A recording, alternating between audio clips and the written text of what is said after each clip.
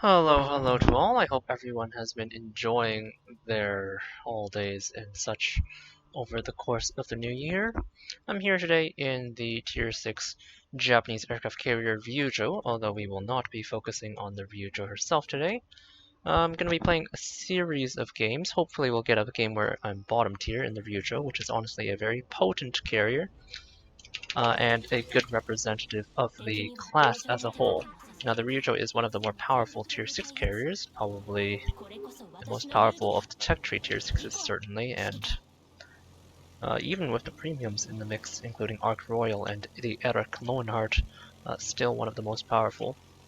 But anyhow, she is a good representative of the class and what you want to be doing. So today, to start off the year, having taken a bit of a break off from the game, we're back today.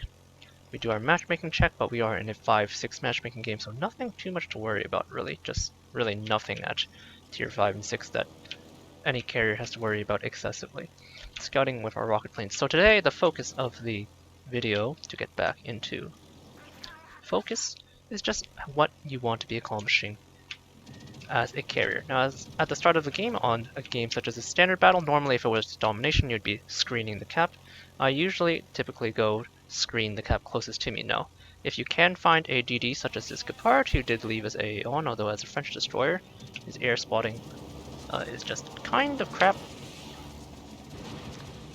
You want to be looking for the destroyers, trying to push them away from the cap, protect your own. Now, in the case of a standard battle like this, it's a little less important. Now the good part is dodging. You can see this, my squadrons are slowly taking some damage. Do manage to get a smoke out of that Italian cruiser as well, which is quite valuable. But really, you just want to be getting what chip damage you can now.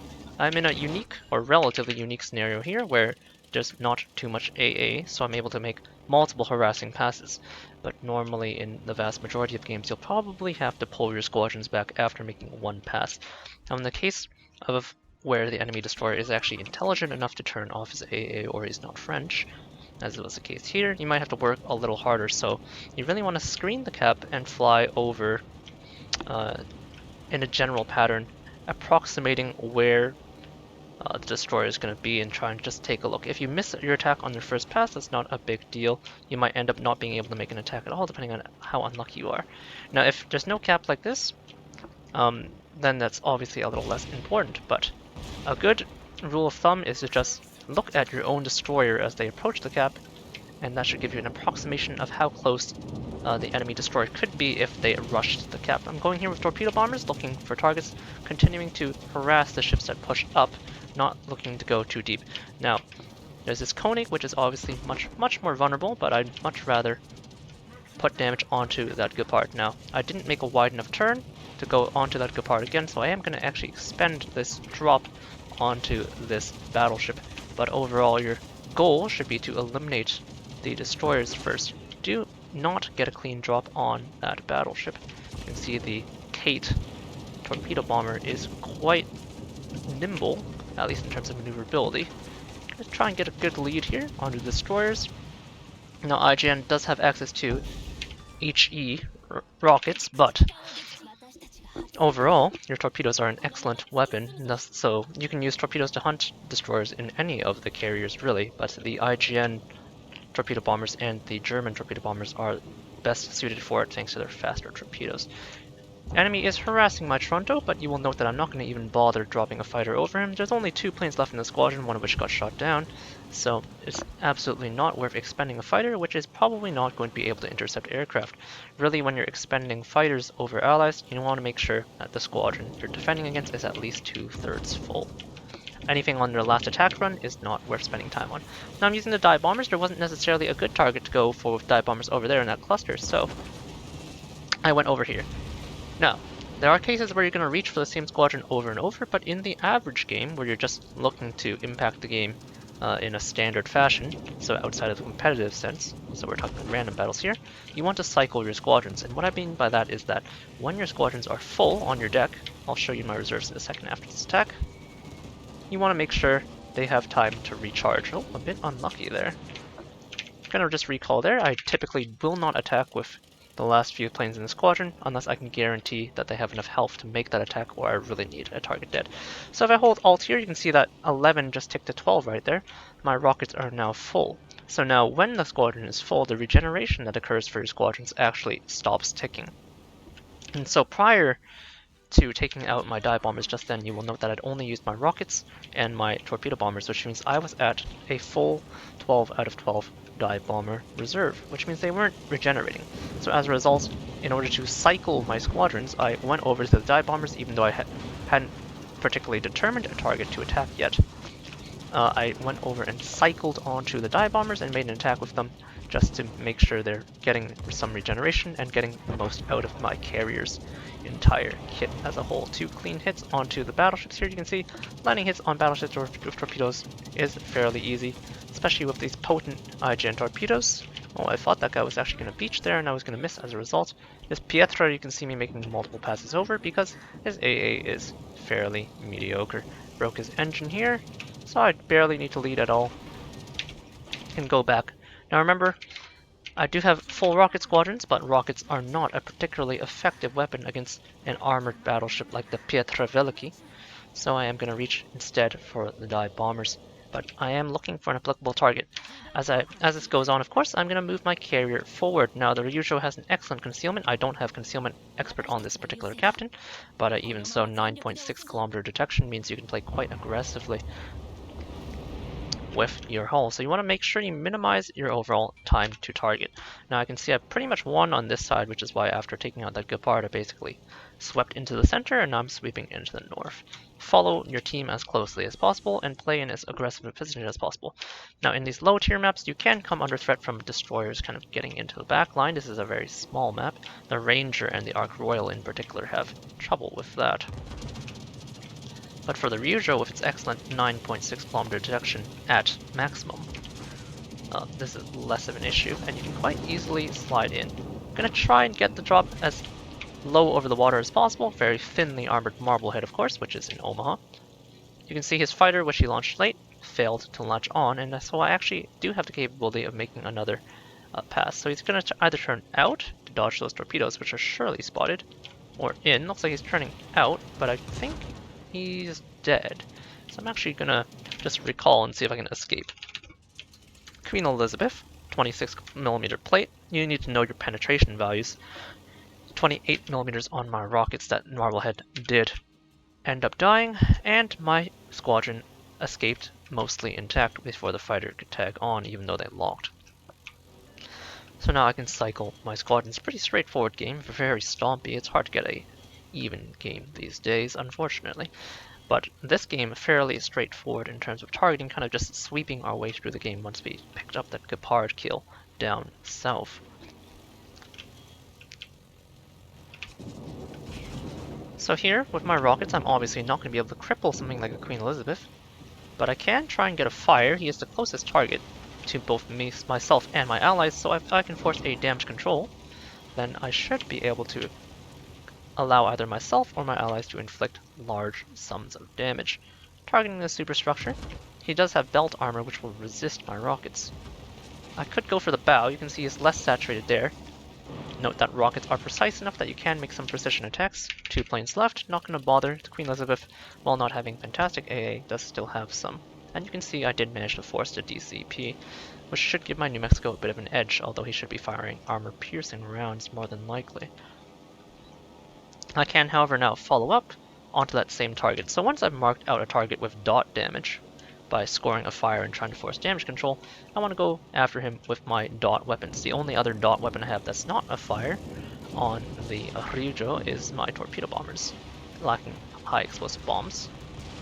So of course I'm going to take those out. Also, Japanese torpedoes are extremely potent, although the Ryujo's armor-piercing dive bombers are equally potent. Broken engine and permanent flooding and double fire means this guy is dead as a doornail.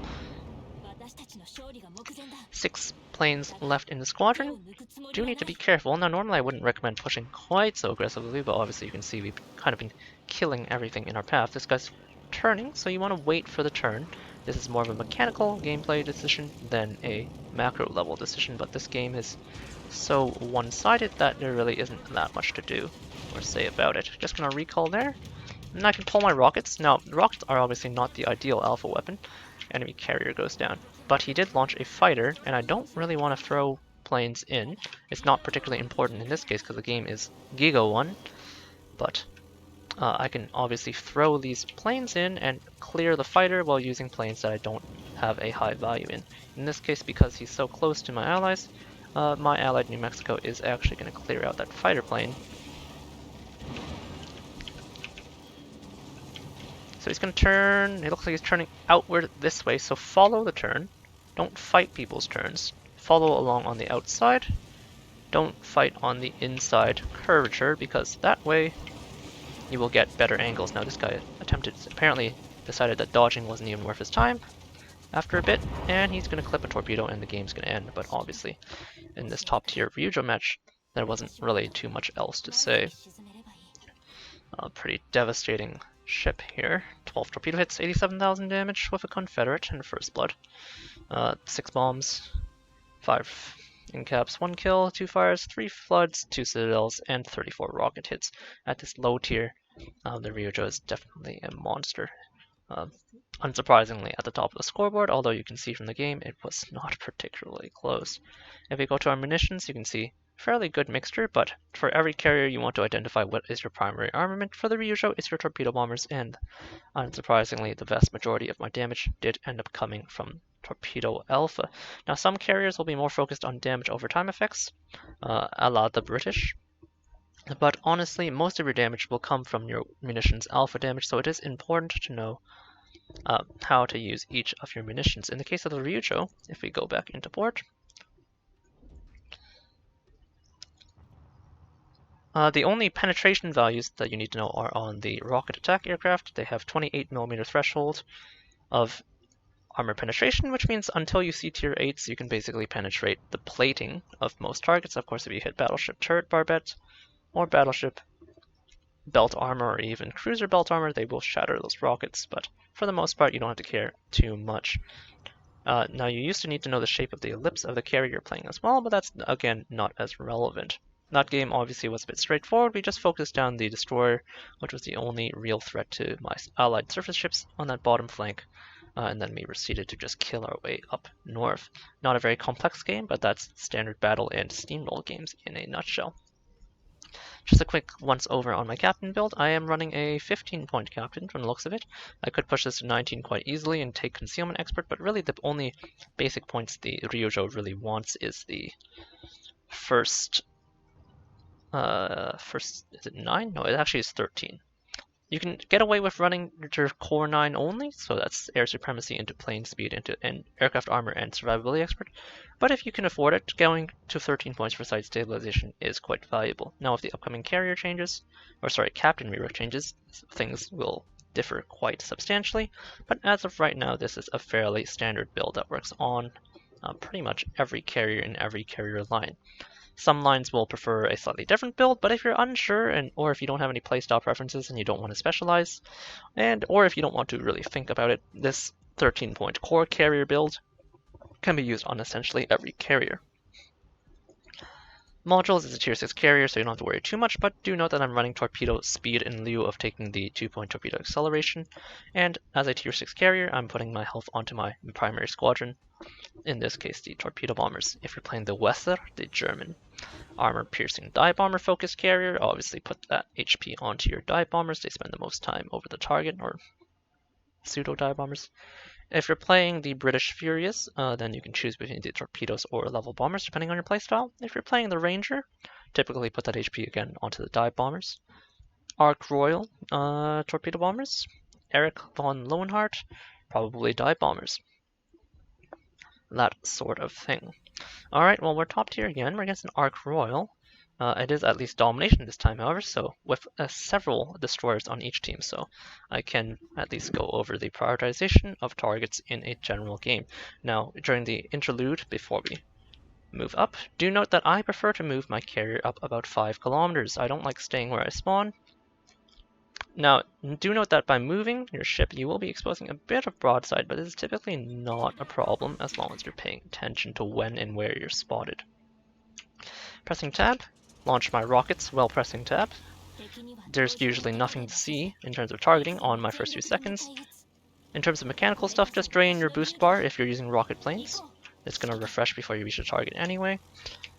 So, Ark Royal is the enemy carrier, so my planes are going to be faster than his by a fair bit, but he has large squadrons, so fighting for air supremacy, even if you could, wouldn't be a great idea.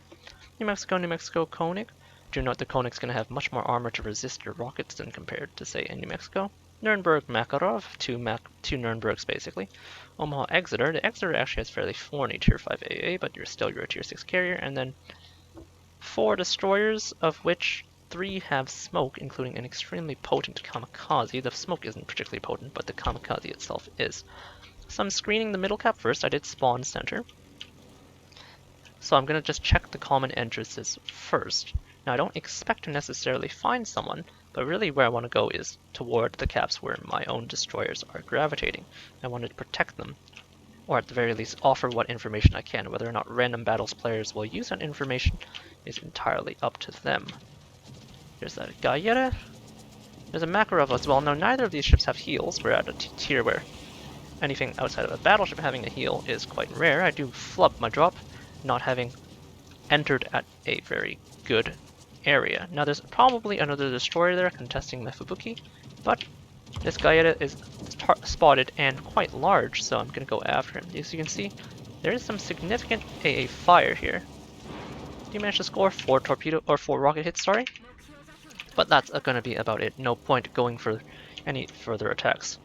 Now I can either keep on the pressure, or I can go to another cap at this point. Note that my hull's already pointed here. I'm going to move across, get a little closer. Looks like there's going to be some significant fighting over at this C cap, which is frequently a bit of a bloodbath in these low tier battles. I did not get the smoke screen or anything on that Gallera, but do note from his last known position on the map that he probably separated from that Makarov, which means there's going to be a bit less AA here. AA pops up. I do manage to force the smoke, arming my drop instantly as that comes up. I'm going to see if I can force him to slide. He definitely cannot slow down in time, so him turning out away from that torpedo gives it time to arm, and I'm allowed to dunk him for 5,700 HP. There's that Makarov, and there is that Visby. Now I'm not particularly interested in those two, however note that I don't really have space to hit this Gallera. I can however keep him spotted, so that is going to be my priority in this interim period.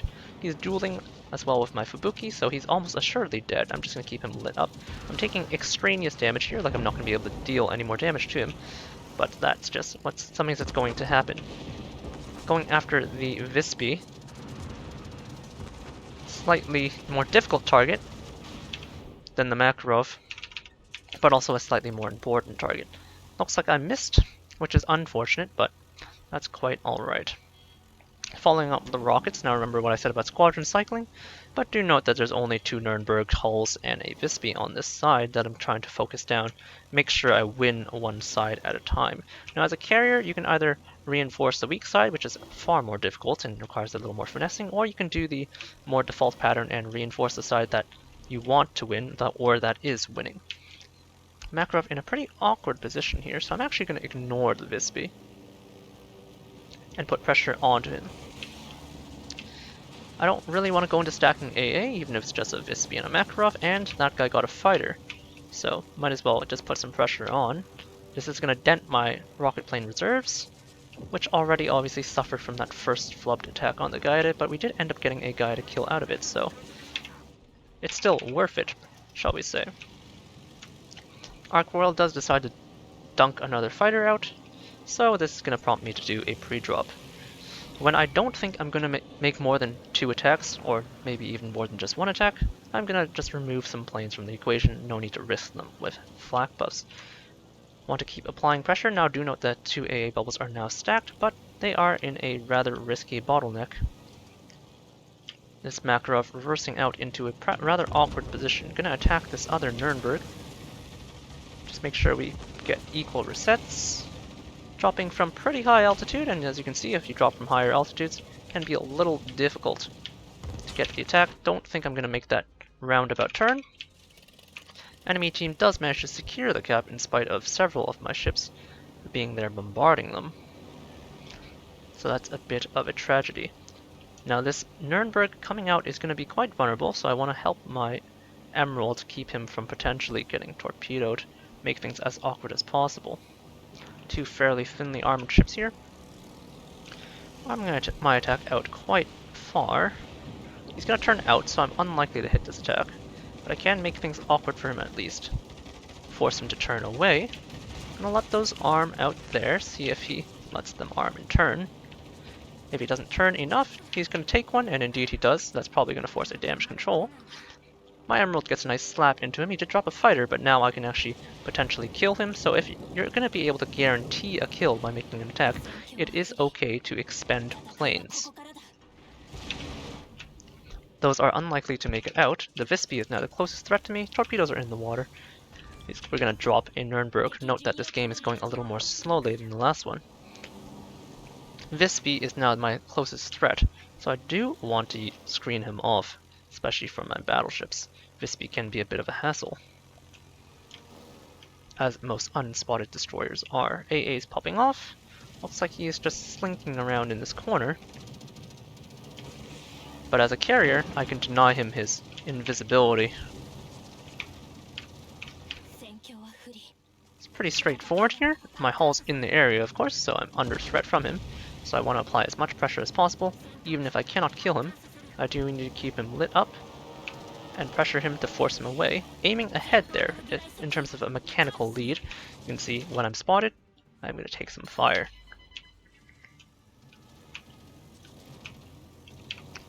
He's permanently lit up, and I can continue to hover him. I have much more power than him as an aircraft carrier. Even if I individually can't deal that much damage to him, all I have to do is land one rocket and clean him up. And now the path is clear. Makarov obviously in range, but his torpedoes are 6 kilometers, so nothing to worry about. I can move on to thinking about our next threat and move our hull, which actually does about 28 knots, into that cap. New Mexico and Kamikaze R. Kamikaze R is the primary threat to my teammates there, although he seems to be in some amount of trouble. My allied Nuremberg as a cruiser somehow manages to eat a face full of Visby torpedoes, which is obviously a bit embarrassing.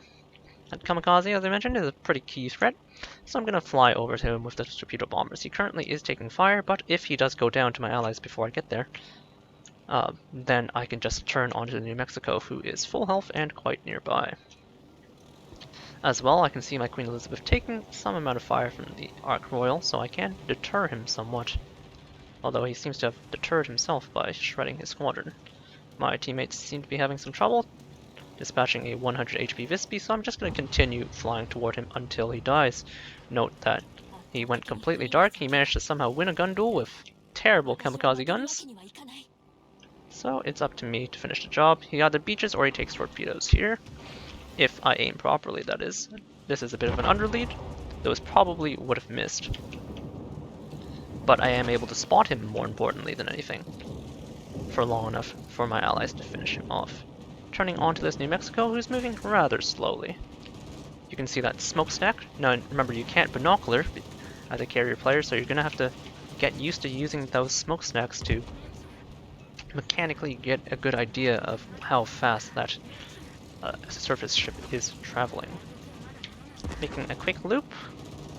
He's still moving minimally forward, and now and only now will I start to pressure with these dive bombers.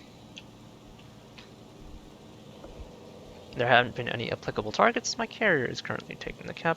Note that there's that Ark Royal hull there. Now you could spot him if you wanted to with your aircraft. But honestly, there's no one on my team that's in a position to attack him. My team currently losing fairly hard. This Congo's in position to pressure, so I am gonna give him a fighter, try and take this cap, and stem the bleeding on the other side. Okay, I do take a brief amount of damage here. So normally I wouldn't do this because there's no guarantee the Nicholas looking for me, or stalking my New Mexico, by the way. There's no guarantee I can citadel the Ark Royal here. I don't think he has enough armor, to be quite frank. Going with 6 planes because, well, his fighter is going to shred some of my planes on the way in.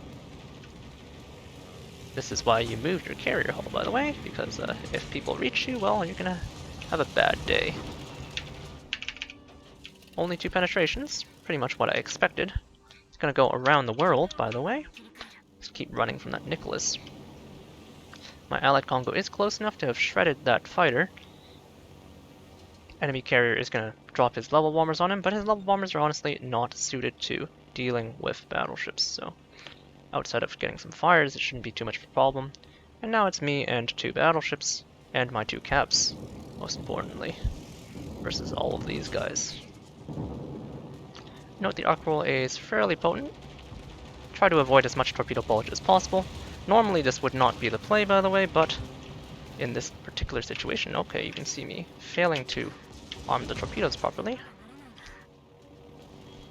In this particular situation, I do want to assist my Congo. Now, as much as I would like to drop him a fighter, the Arc Royals AA will shred that fighter instantaneously, more or less. Okay, my Congo's firing HE. Kind of questionable.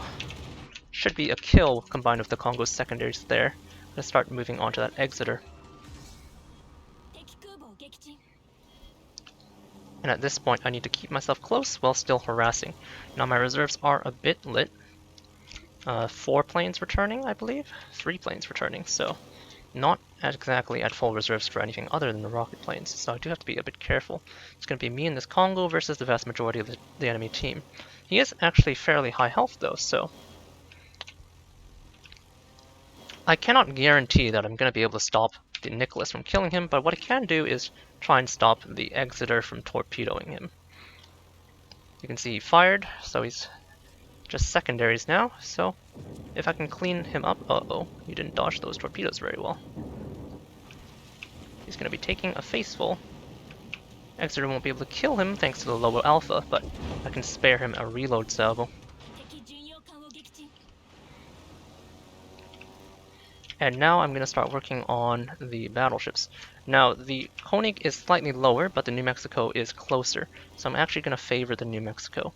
My Congo, who's already been firing HE anyway, will probably keep firing HE, so in the case of this close game, if I can score a fire and get him to damage control, I might be able to help my Congo. I'm gonna ignore that Nicholas. If he takes caps, he takes caps. What can you do about it? Sometimes that things happen. These things happen, sorry. 3 planes, fairly low AA because of the tier, so I'm gonna come around for another pass. Really want to score that fire. If I don't get that fire, well, you know, life happens. Don't watch the drop. Score some chip damage. And now we go after him. Now, remember what I said about primary squadrons. I'm gonna use my heaviest squadron. The New Mexico is turning toward that New Mexico, so it's up to me in this Congo to kind of do something about it. Gonna try and keep this guy from doing too much. Okay, I shouldn't have actually fightered, but at this point my fighters aren't particularly useful. Okay, there's a new threat here, actually. Nicholas has just become a much more significant threat, because I don't want him to take that cap.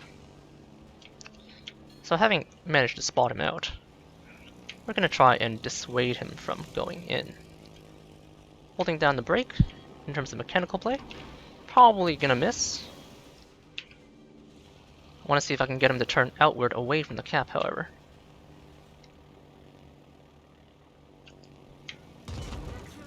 You can see he's too close. If he turns outward, though, he will no longer be too close. Pretty long drop. Nicholas has fairly minimal AA. Oh, another mechanical fail, but at the very least, I'm spotting him for my Congo.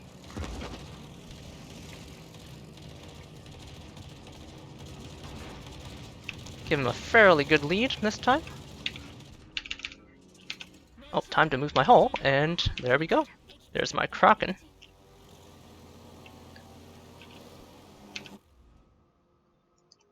I'm actually gonna turn toward him. I'm actually gonna do a donut and turn away. At this point, where points are kind of close, note 340, or 540 to 570, we do have a cap lead, but they are gonna contest. I need to pick one target. So I was targeting the New Mexico before, but we're going to switch over and go onto the Koenig. Because there's only 2 targets, I can't worry about that particular cap. Oh, clipping some flak there, don't do that. But I can minimize the amount of guns targeting my allied Congo. Relaunching with my heaviest squadron. I'm going to try and build as much distance as possible. I have 4 minutes 47, so I do need to actually kill all of them. Oh, my Congo is going to go down in an unfortunate fashion. So I'm going to keep myself as close as to the battle as possible without exposing myself. I don't think I can keep him from capping, so it's a futile effort. So what I'm going to do is try and kill the Congo with this pass, and then we can work on the other guy. He's turning in toward me, so I'm going to turn out away from the New Mexico after I make my initial attack, going for just a bow-in attack. My win condition now is the no-cap kill-all. So, having identified the way I want to win, I'm going to play toward that goal. Duck out and away from the New Mexico's combined AA. Sadly, no nose torpedo for me. But this attack should be fairly well lined up.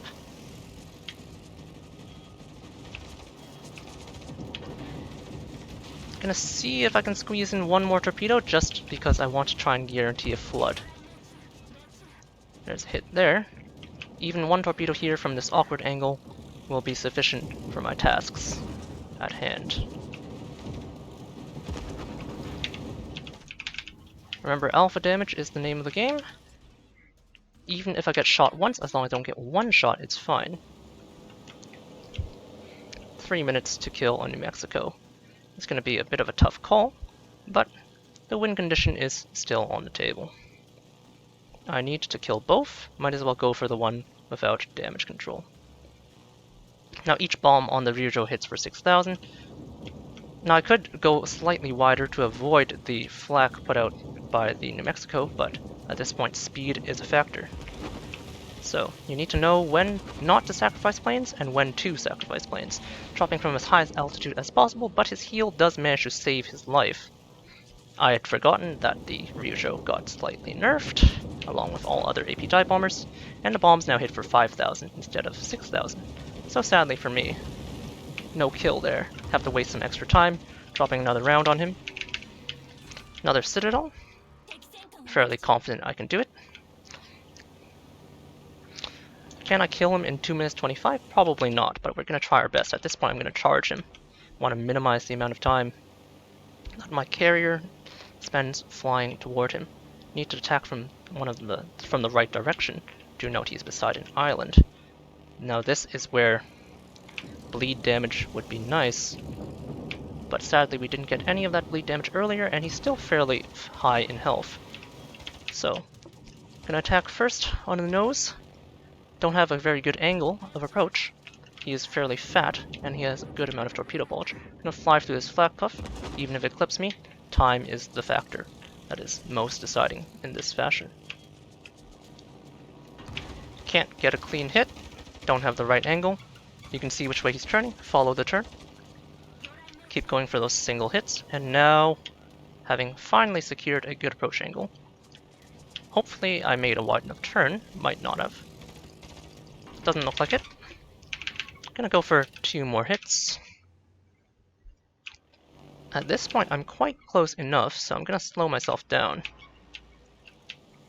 Oh, sadly I screwed up the hit that I'm actually supposed to get, which means that there's almost no way I'm gonna be able to kill him in time at this juncture. Sadly, this game is gonna end in a loss, but at least we have been able to go over the target prioritization. This squadron cannot make a full attack, so we relaunch. High caliber. Not that it matters, because at the end of the day, what we're after is a W. Moving my carrier forward now. He only has time to make 1 shot, and similarly, I only have time to make the 2 attacks. Maybe 30 seconds. So this one's going to end in a loss, but as you can see, we are doing our best to pull our weight. Sadly not able to get it done. Oh, he is a bit too slow to actually hit that torp. Now imagine we hit 2 more torpedoes, he would be about 10,000 health lower. Maybe more if I manage to score flood. But it is what it is. Single digit seconds on the clock mean that we're not going to be able to finish this up, but Overall, you can see how powerful the carrier is as long as you focus the right targets. Now, there were some issues in terms of mechanical play, but overall we were able to keep it close in spite of all that just by doing our job as an aircraft carrier and hitting the right targets. 114 on the loss is not so bad, 6 kills too, so this is what happens as a top tier aircraft carrier, and 1500 on the losing team, pretty close to that Omaha, which is not bad at all. My team sadly not performing quite nearly as well, but that is the state of affairs. Ryujo, obviously monstrous, went top tier, already demonstrated that last match. Let's see if we can queue into a game where I'm bottom tier, because in those situations it can often be somewhat more difficult to decide what you want to do.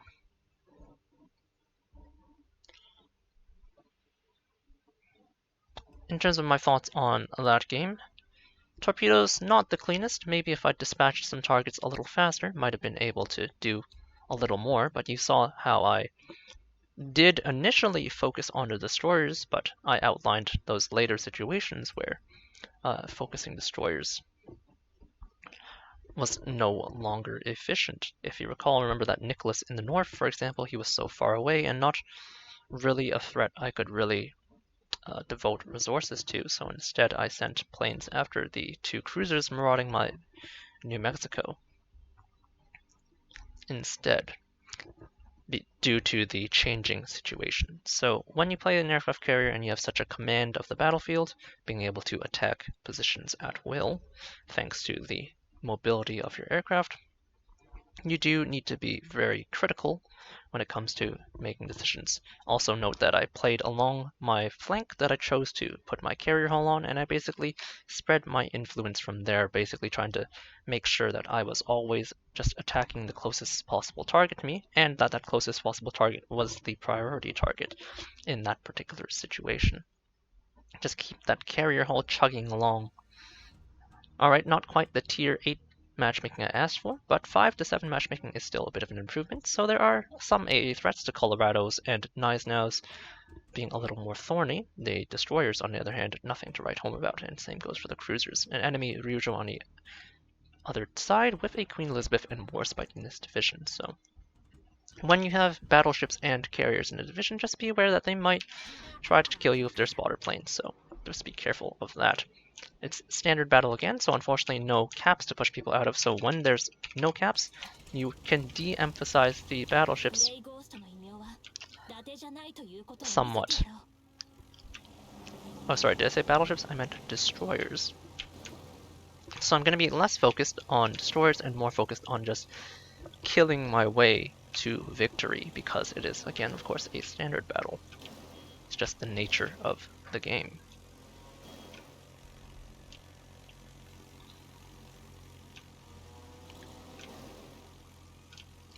Now, in bottom tier games, you might want to pre-drop your rockets if you see some heavy AA ships. So in the case of Ryujo, if you see, say, Baltimore's and Cleveland's on the enemy team, you can pre-drop. You're unlikely to get a second attack after all.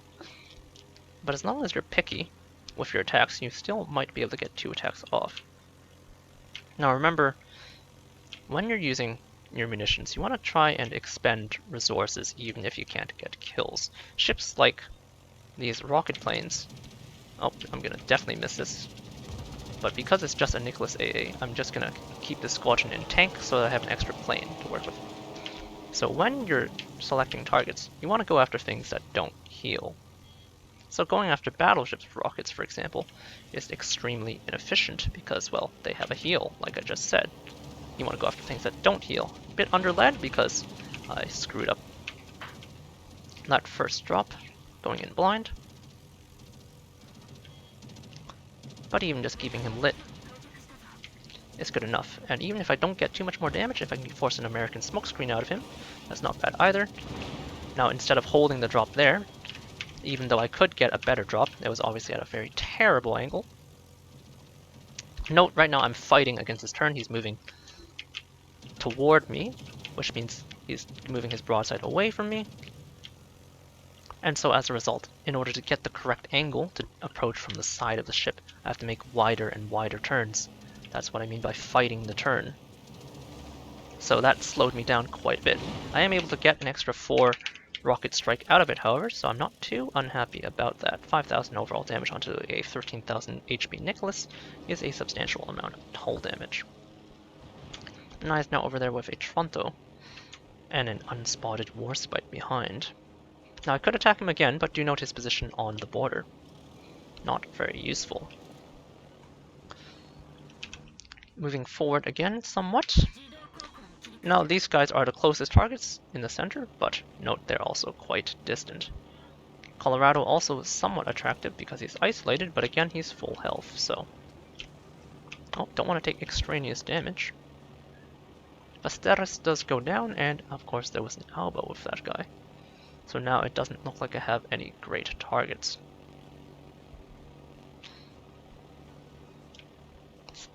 It's alright though. I can take my time. I am flying out my torpedo bombers, which means I do want to be as selective as possible.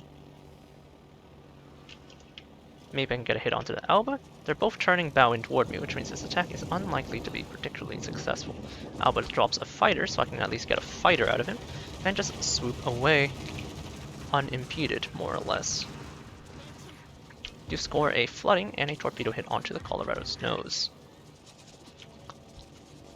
Having scored a flood, which is being damage controlled right now, I can circle and wait if I really want to, because now I have a dot effect. Note the Colorado has more than enough range to reach out to me there if I get incidentally spotted, so I do have to be careful. There's that Alba fighter, but I only have 4 planes left in the squadron, so this squadron isn't going anywhere anyway. I'm just here to punch and attack in. We could target the Alba, but remember we taxed that damage control, so let's finish with the job for what we came here for. Both rockets and dive bombers are full up. I'm gonna preferentially go for the dive bombers. Don't get that flood I wanted, but I did break his engine, so now that guy's dead in the water. Which should leave him somewhat vulnerable to that Fuso and Sinop.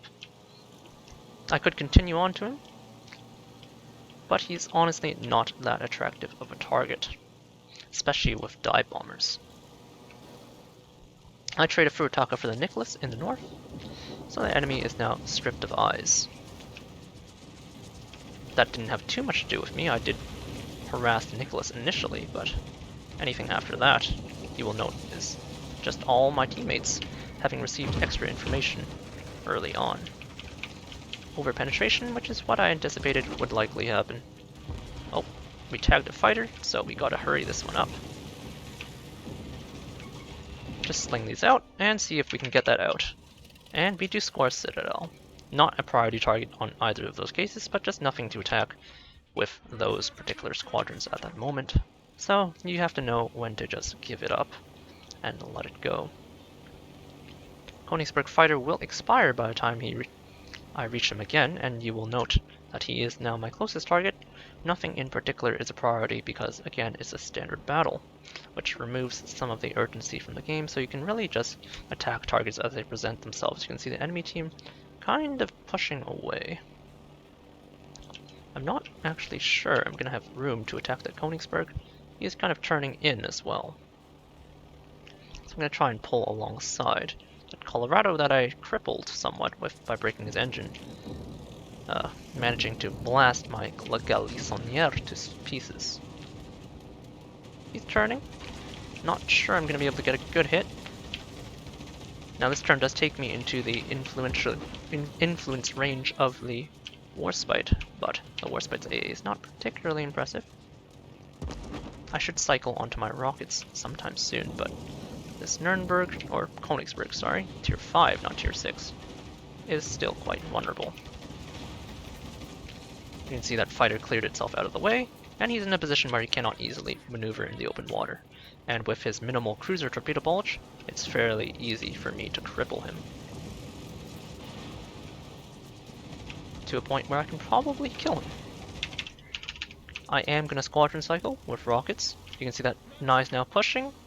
Second torpedo connects and drops him down. Now Nai's now an armored battleship, so not a particularly attractive target. Just barely keeping pace. However, he is pushing my team, so I'm probably just going to start off with some rockets. Maybe attack him one time. he has fairly good AA. Just gonna expend my boosts here to speed things up. Not an optimal use of the boost, but I don't anticipate needing this squadron particularly much. Gonna make 2 attacks here. You can see this rock shielding me from the combined AA of the Warspite, even though I am in range for the edge of his long-range armaments. Scraping the superstructure. Remember, the Knives now has 50mm deck and 26mm bow. So I do pen the bow, but the bow is a much smaller target than that extensive superstructure, which is, of course, I believe 16mm at this tier. No dice on that fire, but I did get some harassing hits into him. I'm going to trim him down as we move forward with what remains of my team to, of course, minimize my attack time. My allied AA shredding that fighter, which clears the way for my armor-piercing dive bombers. Knives now, of course, is quite vulnerable to armor-piercing bombs. I'm going to be a bit blind, hoping to get a little more information. You can see he adjusted his angle. Holding the brake here in order to get that tight enough turn to get room for my dive bombers. He's not moving particularly fast. Scoring a citadel quite easily.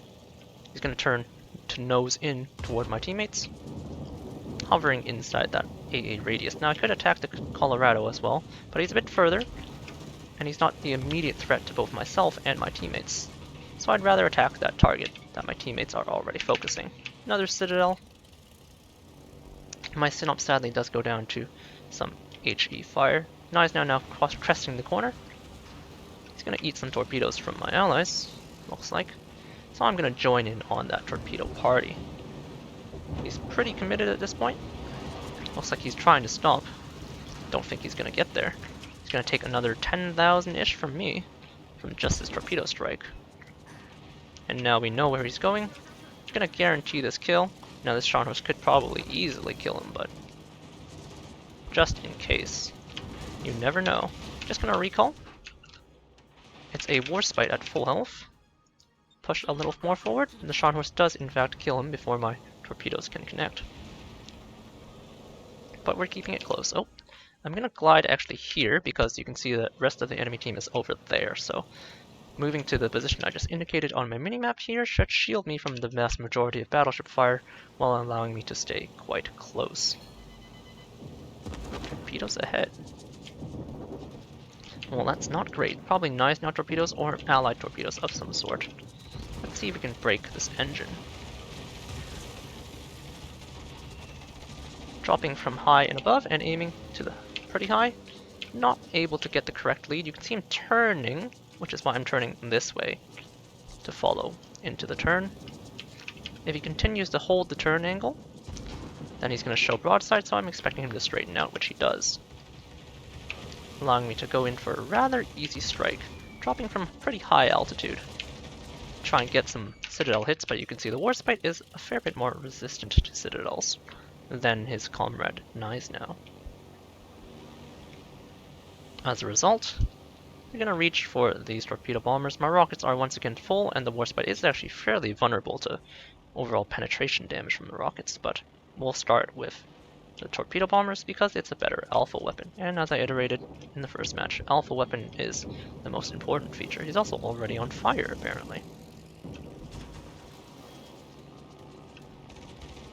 So he's turning out and away, but he's fairly slow, so he's unlikely to be able to fully avoid them. Note which way he's turning. I'm not going to fight the turn, as I said, so go outward away from him. And now, you will see you have a nice, perfectly lined up drop. His rudder is broken, his ship is aflame, his ship is also flooding, and this is a lethal kill, so we're just going to let it go and start to soften up the Colorado. You can see I'm fairly close to the battlefield. I could actually slide one more bracket closer, but there is a risk that the Queen Elizabeth manages to get a line of sight on me. Fighters drop from me is kind of random, so is his though, so don't particularly care. So these two are still escorting each other. I'm gonna just go after the Colorado anyway because my teammates seem to be quite intent on focusing him. You can see it's putting rockets into the upper plate. We do force a DCP. 3 rockets, combined AA of pretty much 3 ships, however. His DCP is still running, so I'm not going to be able to get another fire, so I'm actually going to put damage out onto this Alba, who's a little more thinly armored and doesn't heal. By the time I fly back over him, the 20-second damage control will have passed, so if he's still alive, these torpedoes will be able to inflict a flooding upon him. You can see the Ryujo putting up a very consistent performance over these 3 games, by the way. An extremely powerful Tier 6 aircraft carrier. Pretty much no trouble at all in terms of AA, it is just about picking the right targets. Such is the state of the game, but this is not a video about balance changes, it is more just about making the right decisions as they come by, and me going through these games. So he's on fire already. We know it's a permanent fire. That fighter does latch, but I have a full squadron, so I can easily tank it. My torpedo alpha does make sure he drops dead. You can see this Alba turning hard, so he's fighting me. So he's going to come in, so I'm just going to drop early. See if I can force. Looks like he dodged at this point. At this point now I'm confident enough to get a little bit closer, so we're going to relaunch the dive bombers. My team is closing the noose, and it's gone from a fairly close game to one that should be fairly securely in our hands.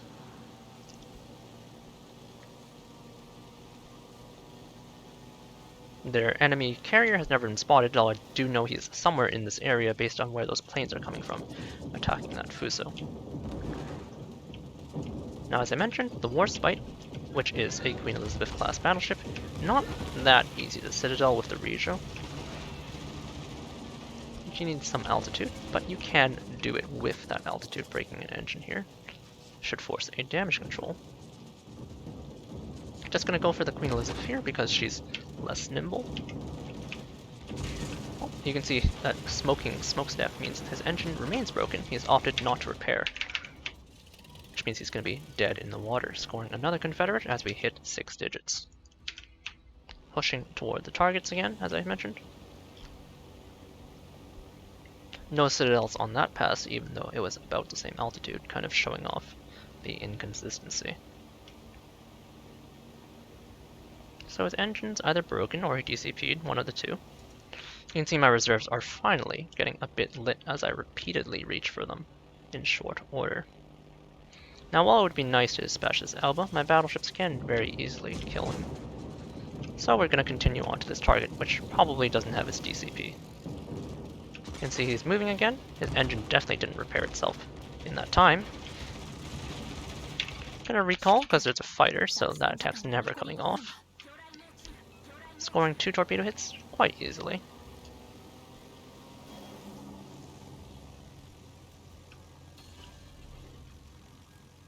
My hull is now spotted, but I really don't care.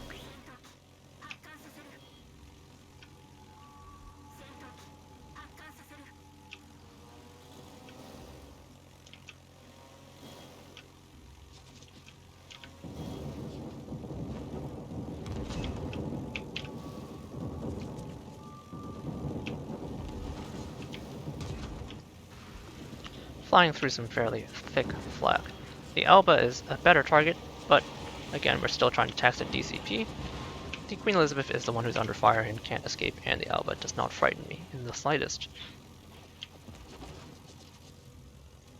You can see holding down on the boost bar, you can get some very tight turns if necessary. Aiming again for that superstructure, but he's fairly saturated again, as you saw that Alba dropping before the Queen Elizabeth in spite of my target focus. Carrier at this point is gliding through the cap. He popped a heal, so he's going to heal up a little bit, but he's being pursued by a tier 7 Scharnhorst, who in spite of not having overmatch can actually dispatch him in short order just with secondaries, or by shooting him with HE, or by shooting AP into the superstructure. Any of the 3 will do.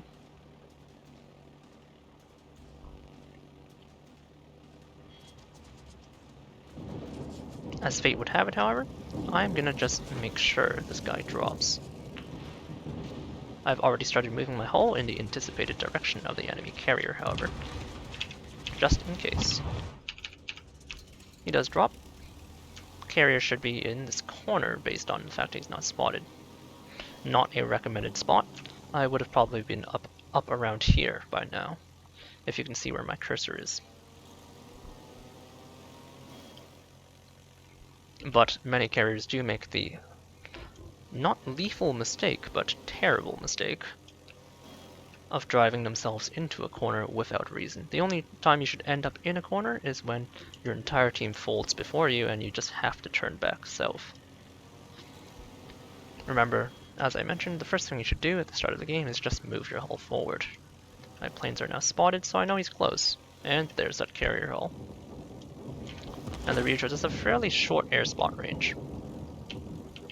So while I would normally drop a fighter to air spot him, I'm not actually going to be able to do that because his air spotting range is inside of his AA radius. So the fighter would just be dispatched in short order. Nice fully unsaturated hit, and now my Marblehead is in close enough range to finish the job by himself, but we are going to end up actually capturing the base with our Ryujo hull. And that will be that. Another 6-digit match. And as you can see, the Ryujo is quite the accomplished carrier. Unsurprisingly, top of the scoreboard again. You can see from the way these games are playing out that I can have a very large amount of influence at this tier. Now, we weren't able to showcase a tier 8 game. Unfortunately, Matchmaker was not kind enough to hand us one. But you can see overall, over the 3 games, very consistent performance, kind of moving up the target priority list to standard battles, which is a bit unfortunate. But if you recall, we started out this match by harassing that Nicholas, but when he was no longer relevant and no longer an attractive target, we just switched over to the closest objects. Now, there was that brief interlude where we didn't really have anything to hit because the enemy was quite clustered. But during those lulls in action, you can make a do, get your chip damage, try and see which enemies are threatening your teammates and go after them instead. The second game was probably by far the most interesting since there were some caps to play around, but sadly we weren't able to pull that one out, quite obviously. But anyhow, carrier gameplay is pretty much not so much about mechanical skill. Now, of course, there are some mechanics to it. That second game, of course, showing off how when you miss torpedoes, you are going to be a little less efficient, which can, of course, cost you games, as it did there. Although I would argue that I did try my best, but that's neither here nor there. But overall, outside of the mechanics, it's really just about deciding where and when you need to be attacking. So hopefully this brief-ish overview offers some insight as to what kind of targeting priorities you want to be making through your matches. As I said, I had hoped to get a tier 8 game, but this video is already quite long as is, so we're going to call it here for now. So, I hope you're enjoying, and I will catch you all later. Cheers.